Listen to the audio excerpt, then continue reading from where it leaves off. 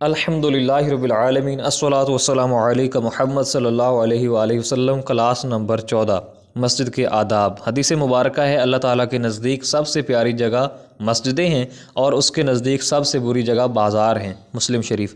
اس حدیث مبارکہ سے یہ بات واضح ہوتی ہے کہ چونکہ مسجد میں اللہ تعالیٰ کی عبادت کی جاتی ہے اور لوگ دین کے کاموں میں مشغول ہوتے ہیں، اسی لیے اللہ رب العزت کو مسجد محبوب ہے، جبکہ بازاروں میں لوگ دنیاوی کاروبار میں مصروف ہو کر اللہ تعالیٰ کے ذکر سے غافل ہوتے ہیں، اس لیے ان کو ناپسندیدہ جگہ قرار دیا گیا۔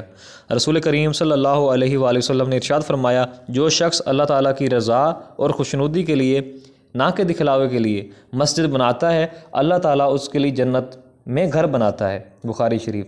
حدیث مبارکہ ہے، لوگوں میں سب سے زیادہ نماز کا اجر و ثواب اسے ملتا ہے جو دور سے چل کر رہے، اور اس شخص کو جو نماز کے انتظار میں رہے یہاں تک کہ امام کے ساتھ نماز پڑھے، اس سے زیادہ اجر و ثواب ملتا ہے اس آدمی کی نسبت جو اکیلے نماز پڑھ کر سو جائے۔ بخاری شریف۔ معلوم ہوا دور سے چل کر آنے والے کے لیے زیادہ ثواب ہے، پھر نماز کے انتظار میں رہنے والے کے لیے زیادہ ثواب ہے، لیکن جو اکیلا ہی نماز جماعت کے بغیر اپنے گھر میں پڑھ کر سو جائے اس کے لیے ثواب کم ہے۔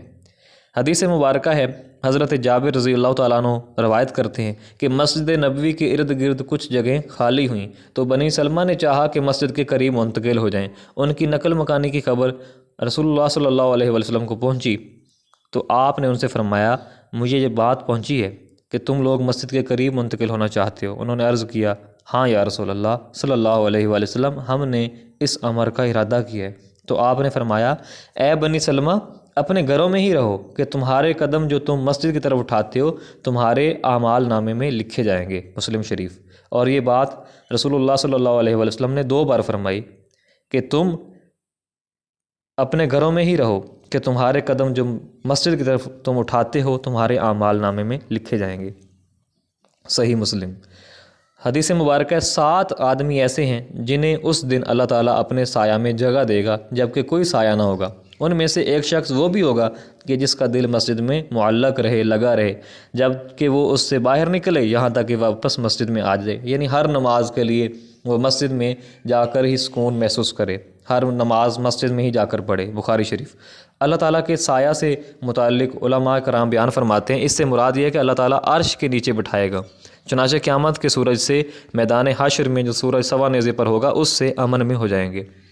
رسول اللہ صلی اللہ علیہ وسلم نے فرمایا، آدمی کی نماز باجماعت اس کے گھر میں یا بازار میں پڑھنے سے 25 گنا زیادہ ثواب رکھتی ہے۔ یہ اس لیے کہ جب وضو کرتا ہے پھر مسجد طرف جاتا ہے، اسے صرف نماز ہی گھر سے نکالتی تو ہر قدم پر اس کا ایک درجہ بلند ہوتا ہے اور ایک گناہ معاف ہوتا ہے، اور جب وہ نماز پڑھتا ہے تو جب تک اپنی جائے نماز میں رہتا ہے فرشتے اس کے لیے رحمت کی دعا کرتے ہیں اور یوں کہتے ہیں، اے اللہ اس پر درود بھیج، اے اللہ اس پر رحمت نازل کر، اور وہ آدمی نماز ہی میں سمجھا جاتا ہے جو نماز کے انتظار میں ہوتا ہے۔ بخاری شریف۔